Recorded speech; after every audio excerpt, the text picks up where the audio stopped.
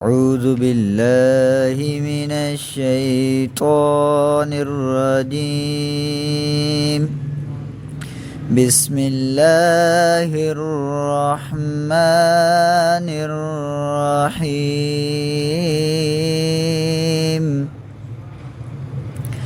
أرأيت الذي يكذب بالدين فذلك الذي يدع اليتيم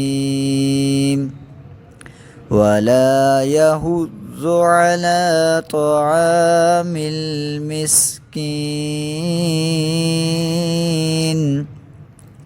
فويل للمصلين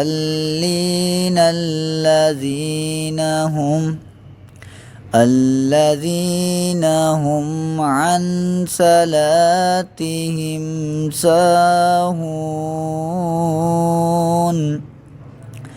الذين هم يراءون ويمنعون الماعون. صدق الله العظيم.